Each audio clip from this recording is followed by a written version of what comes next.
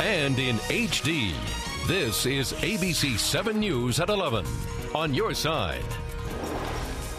And we begin tonight with the search for two missing hikers in Montana with ties to our community. Both men, Neil Peckins and Jason Heiser, are veterinarians, and both of them live in Virginia. Tom Rousey joins us now, live from outside the offices where Peckins works, and tonight Tom spoke with his mom. I did, Candace, and she's very worried, as you can understand. She says that Peckins' wife and father have flown out to Montana to be on the ground tonight. She also says folks around here, especially animal lovers, may know Peckins. He works out of the second floor of this animal building here in Vienna, and he actually does surgeries on pets. Tonight, friends and family are just hoping he can make it back here okay. Tonight, missing hiker Jason Heiser's SUV still sits in his friend Neil Peckins' driveway in Herndon. Peckins' mother says the two were supposed to fly back to Dulles Friday, but never made their flight. Tonight, they are lost somewhere in Glacier National Forest in Montana. He walks his dogs. I see him every day. Peckins' Herndon neighbors are very concerned. It is concerning because he does have also a family, a small daughter. The National Park Service says it sent out about 50 people this weekend to search for the two missing men, but the search has been hampered by what at times is up to 1.5 feet of snow. Peckins' mother believes the snow may have caused the men to lose the trail and get lost. She's holding out hope tonight. Her son works as an animal cardiologist in Vienna, while Heiser works as a veterinarian in Richmond. And although Heiser works in Richmond, he's originally from Boonesboro, which is not terribly far from Hagerstown, Maryland. Now, here's the latest news from the National Park Service on the search. They say they've found a campsite they believe may have been the men's. They've also found footprints that may be theirs, but they haven't found the men at this point. They really believe in that snowstorm they may have lost the trail, and that's why they are missing tonight. They have not been heard from since they went out of cell phone reception area this past Tuesday. Live tonight in Vienna and Fairfax County, I'm Tom Rousey, ABC 7 News. And Tom, this is the second missing hiker case to affect our area in just the past few months. Last July, Ben Horn of Annandale was one of two Americans that went missing during a hiking trip in Peru. Unfortunately, Horn and his hiking partner Gil Weiss died. The two men had climbed a 20,000-foot mountain several hundred miles northeast of Lima.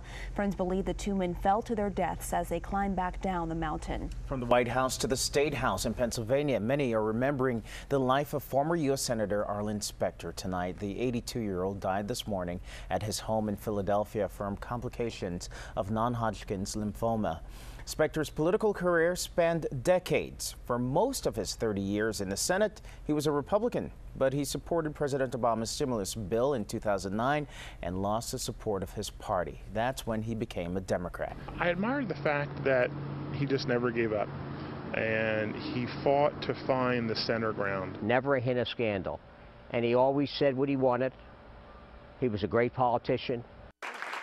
President Obama issued a statement tonight praising Specter as a fighter and a man whose personal battle against cancer inspired many others. We have more on Arlen Specter's life on our website at WJLA.com, including a photo gallery with the senator's life and pictures from our news partners at Politico.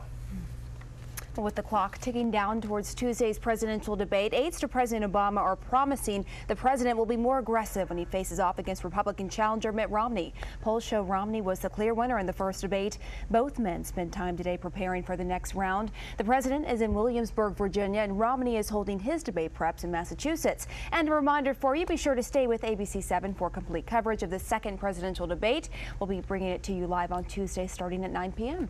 The number of people affected by the meningitis outbreak has reached 205, and that is in 14 states. The death toll now stands at 15.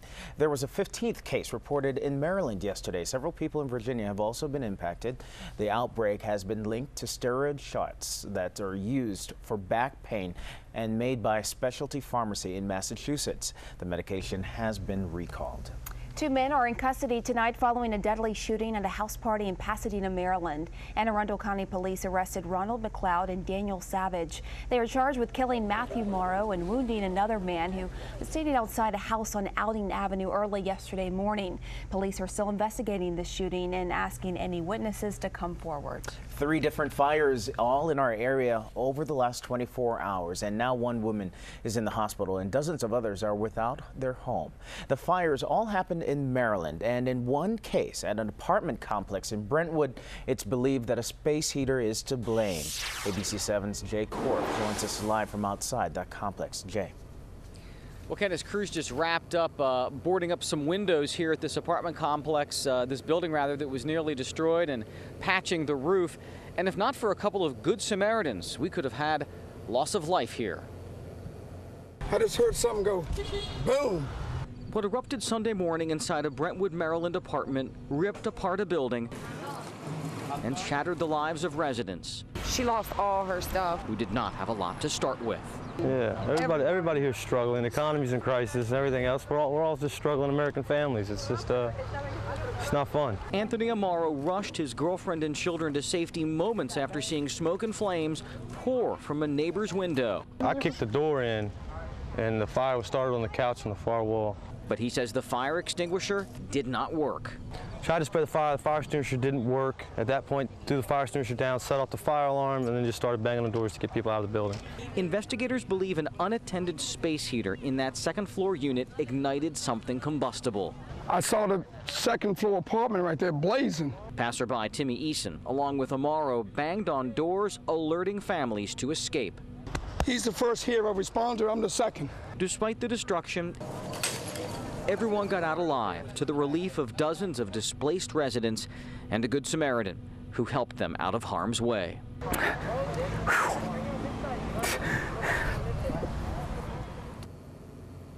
And the Red Cross is providing some temporary housing for those who were displaced. We should also point out that this is certainly a stark reminder on the danger of heating appliances when they are not closely monitored.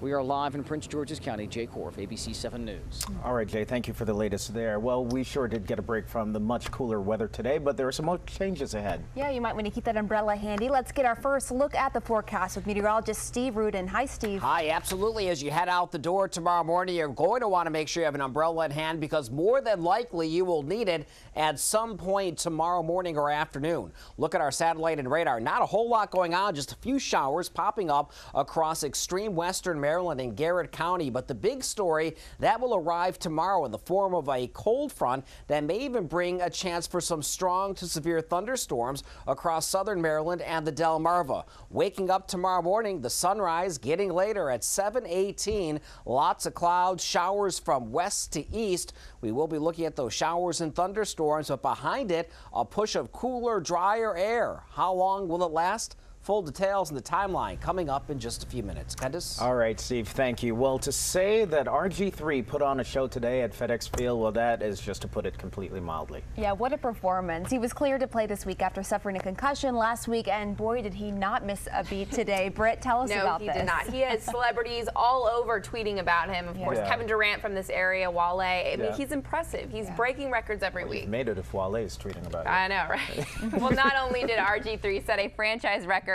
for most rushing touchdowns by a quarterback in a season, he ran a 76-yard touchdown in 10.9 seconds. The kid is unbelievable, and he gave local fans something to believe in yet again. Third quarter, RG3 takes it himself. Why not? When you have his legs.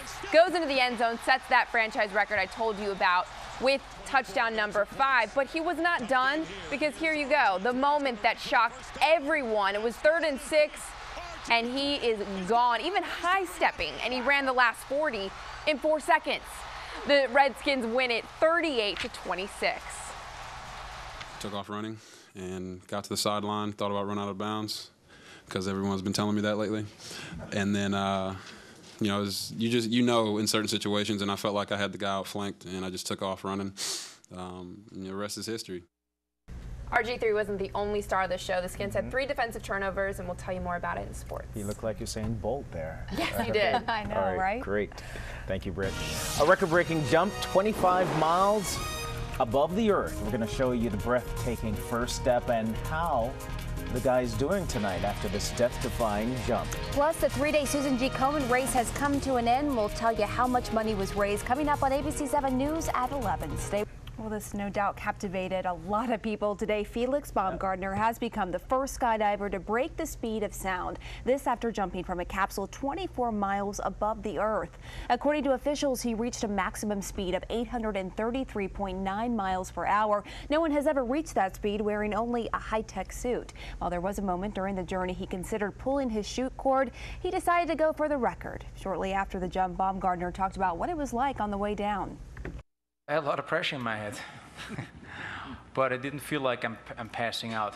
I was still feeling, okay, I think I can handle this situation, and I did.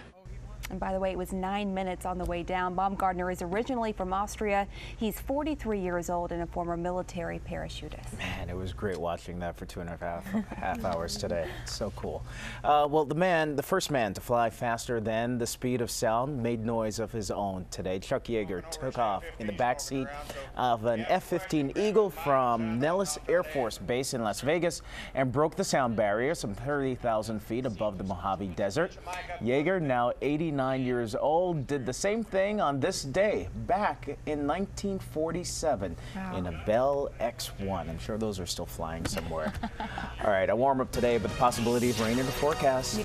Well, they persevered over 3 days, walking 60 miles to help raise money and awareness for breast cancer. The Susan G. Komen 3-day walk came to a close in D.C. earlier today. More than 1,600 people participated, and many of them have done this walk before, hoping that their efforts will someday lead to a cure. This year's walk raised $3.8 million, and they really lucked out with the weather today. Gorgeous. What a day. Nice. Yeah. Temperatures about 7 to 8 degrees above average for this time of year. Or as I call it, chilly. Chilly, exactly, exactly. But well into the 70s, and yesterday we only made it up to 60 degrees, so it was a good 15-degree swing over 24 hours. Outside right now, the clouds are beginning to roll in from the west. Just a few showers beginning to enter extreme western Maryland. These showers are going to arrive across our area just in time for the rush hour commute come early tomorrow morning, and then, of course, some thunderstorms later in the day across southern Maryland. 67 degrees this hour at Reagan National Airport. This is normally where we are for an average daytime high for this time of year. Winds are still out of the south, just around 15 miles per hour. Temperature today made it up to 76 degrees. The record 87 set back in 1975. Weatherbug Network first stop to Lafayette Elementary School in the district. Now 61 degrees, temperature of 64 in Silver Spring, and finally 65 over in Alexandria. Temperature is a little bit cooler off to the west of us. The clouds are going to keep temperatures up though this evening in the 60s for Frederick. Dulles now at 65. Lexington Park, Maryland 67 degrees. Widen the view out just a bit. You can see where the cold front is located, the dividing line between Detroit and Chicago, where it's only 50 degrees right now. The cooler, drier air, it's going to make its way to our area. It's going to modify just a little bit, but by Tuesday we'll definitely feel the difference with daytime highs only in the lower 60s. But compared to yesterday at this time, what a difference in temperatures. We are about 15 degrees warmer here in Washington, and you can see the colder air just off to the west of us behind the frontal system, about 15 degrees colder in Chicago than it was yesterday at this time. Satellite and radar, this is the cold front right over here. It's going to continue to move in our direction over the next 24 hours or so. Waking up early tomorrow morning, it's going to start from west to east, so we'll call for the showers to start first across western Maryland and then quickly move across the immediate metro area by afternoon, and may see some stronger thunderstorms by later in the afternoon into the early evening hours across the Delmarva Peninsula. Nighttime lows will fall into the 50s to lower 60s, so another few more degrees to drop. Waking up tomorrow morning shouldn't be any problems, but grab the umbrella as you head out the door. Our temperatures in the upper 60s to lower 70s, and it all depends on location. Further toward the west, you'll look for the cooler temperatures. Further toward the east, the bay, milder temperatures with the southerly winds. Here's the extended outlook calling for our temperatures to drop on Tuesday around 64 degrees in town, cooler to the west in the mountains, near 70 on Wednesday, back to the lower 70s on Thursday, and a chance for showers on Friday. But overall, hope you had a chance to enjoy the nice weather today. It's nice when the weather cooperates on a weekend. I know, and it looks like next weekend's not going to be too bad Looking either. pretty good. Yeah, You nice said and dry. Perfect time for the drive. Yes. Skyline. All right. Well, perfect day today for the Redskins, and it couldn't have been any better. Yes, we needed that. And next weekend will be a great showdown. Eli Manning and RG3. It's going to be good up in New York. After a lengthy delay, Space Shuttle Endeavour completed its final mission today. And here's a look right here at Endeavour rolling up to its new home, the museum home in Los Angeles. It was a day later than expected, but the city's mayor says despite all the trouble, it is a once-in-a-lifetime event. The shuttle will go on display at the California Science Center on October 30th. Quite a sight there. We'll be right back.